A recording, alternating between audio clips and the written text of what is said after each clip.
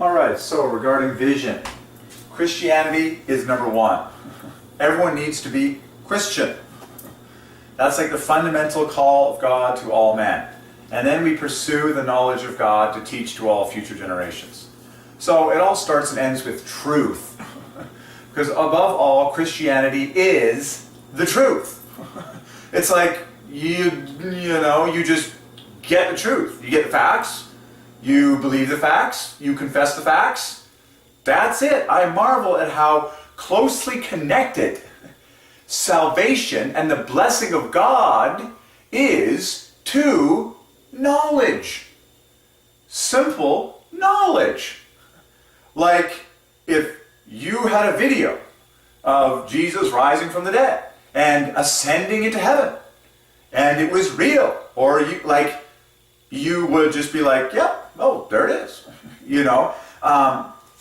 But people who despise knowledge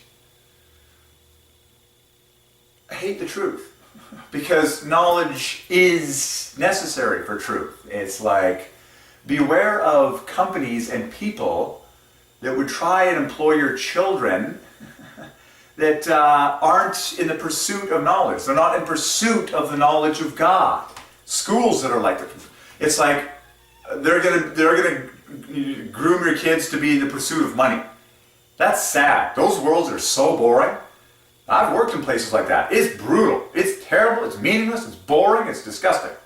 Okay. Pursue the knowledge of God. The knowledge is the truth. It's like Jesus is the way, the truth, and the life. In the beginning was the Word. If you're not a lover of knowledge and you're not around people that are researchers and diggers of truth, you're in the camp of the money worshippers. And that is boring and it's hellish.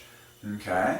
I just see people, and it's a crazy generation now. Our children are being like, the media is terrible. It's like, look, kids, you don't need any knowledge. You don't have to read books. You don't have to seek God. And you can still make it and be fabulously prosperous. It's like, okay, anyways. No, knowledge is king. Like Jesus Christ is the way, the truth, and the life. Books are king. I mean, once you know that all of world history, and all languages. In particular, I am passionate about languages and the pure words of languages. That's why I don't read secular newspapers written by godless people that have no idea on what to focus on. Okay? I know that all the words of all the languages, God exists for the glory of God, because God uses them. That's the key. That's the key. That's where we find our satisfaction. Because we are interested in God. We're not interested in a sinful man that doesn't know what he's doing. We are interested in God. Well, here's the key. God speaks Italian. Okay? And God speaks Spanish. And God speaks Portuguese. And God speaks German. God speaks English. God speaks French. And all the Asian languages and all the rest of them. Because God is perfect, that means those languages have to be perfect to glorify Him. And the way I've discovered it is mathematically. Day and night. It makes sense. How do you prove that someone is perfect? How do you get a perfect result? How do you prove that something adds up and that it's perfect? Well, numbers. Okay? And so that's where we find our satisfaction. I mean, watch the over 1,200 videos on this channel.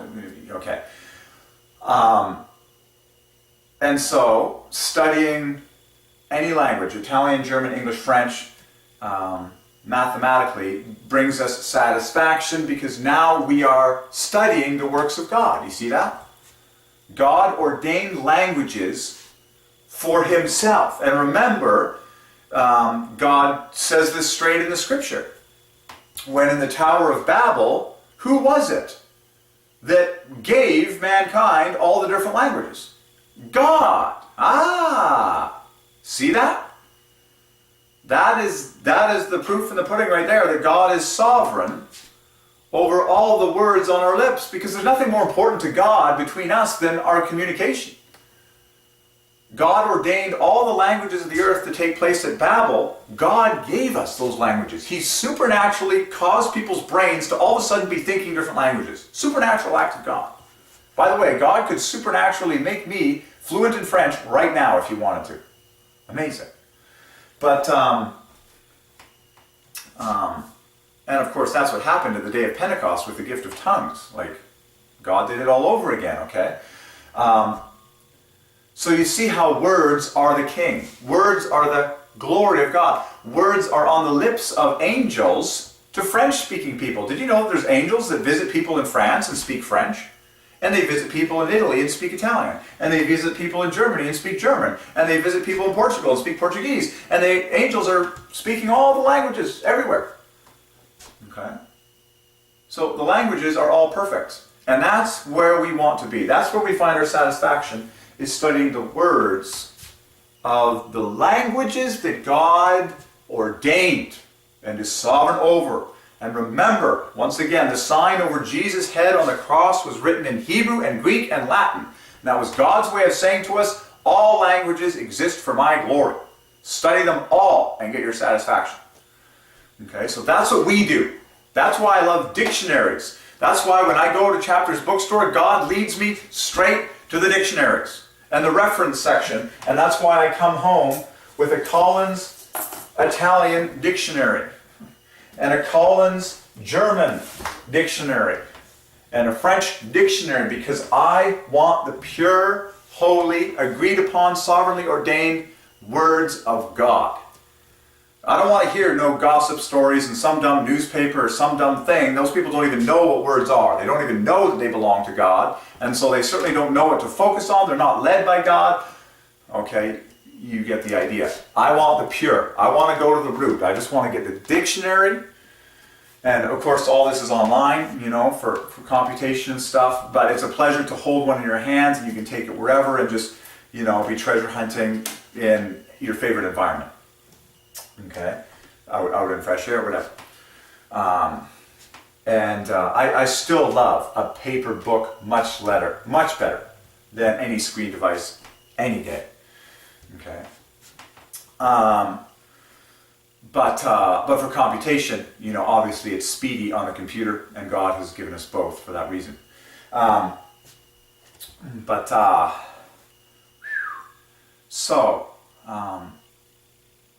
Because I want to understand God more, and it's fascinating, folks. So we know that God speaks all the languages, and that all languages are mathematically perfect, and then it's just a giant wisdom fest. It's a giant glory fest. You're like, you gotta be kidding me. So now I have the opportunity to find out what all the numbers are on all the words in the Italian language, and I will see correlations between words. And I will see correlations between words in Italian and words in English, and in German, and in French, so the numbers unite this whole story. Okay? And I've given uncountable examples in all the videos that are already on this channel.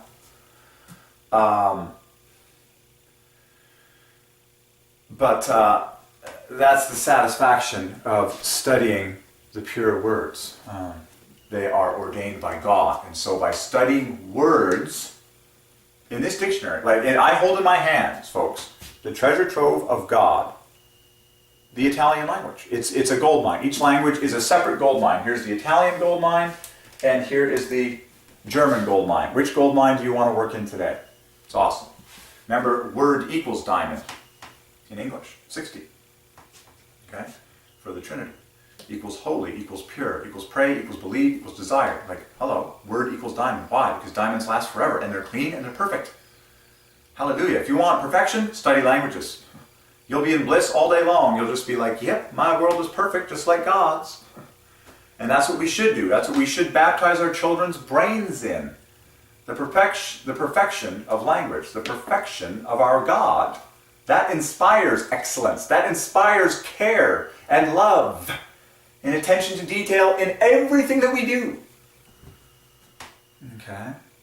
You say, Derek, isn't that a little bit strange, naming your children mathematically perfectly to the glory of the Triune God? I'm like, no, that is an act of care and love. Okay. Any sloppy nitwit can just slap a name on a kid and be like, there you go, kid. No, it takes love and worship of God to craft a mathematically gorgeous name that glorifies love and the Trinity every single step of the way, and all the beautiful patterns and elegances that you can in that set of letters. Okay? And then you can show it to the child when they're old enough, show them all the beauties of it, show them how they are dedicated to the glory of the Triune God who is love. And faith is there. Love is there. The worship of God is there. It's every good thing that could possibly be there. Okay. He that cares about the details is in the right spot. I mean, it's just the glory is in perfection. Okay, so I'm holding the Italian gold mine in the palm of my hand. Who wants to lay claim to the first nuggets? I mean, I already have in a big way, but you know,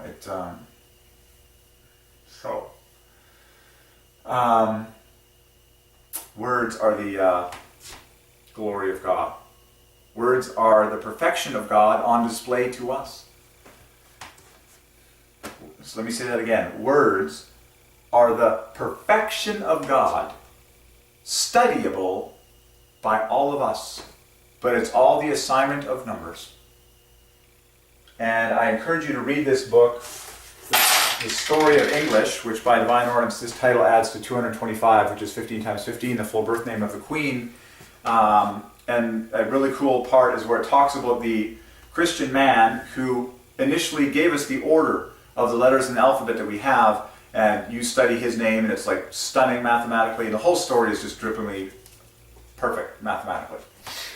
But I'm telling you the truth. I'm telling you the goal, that it's all using numbers. Assigning a number equal to a letter, it's called gematria, and gematria equals Jesus, equals Messiah, equals gospel, equals cross, equals the king, equals English. So if there's anyone out there that doubts whether or not gematria is of Jesus, do the math yourself. Gematria equals Jesus, equals Messiah, equals cross, equals gospel, equals the king, equals element, equals energy. The biggest words in the story of God.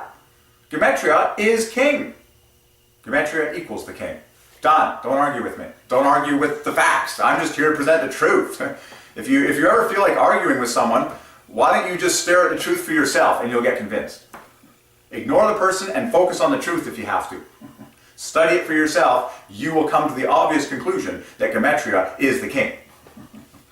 Okay, it's the mechanism by which God takes the glory for everything in this universe. It's using numbers. So, assign the same letters, the same numbers to the same letters for Italian. As for French, as for Spanish, that's what makes them so easy to scoop up. Now, there's some interesting conundrums that get solved here. You know, there's the special character in German. It's fascinating. There are unsolved mysteries to be pondered in this subject, folks. It's awesome, but we do know that it's perfect.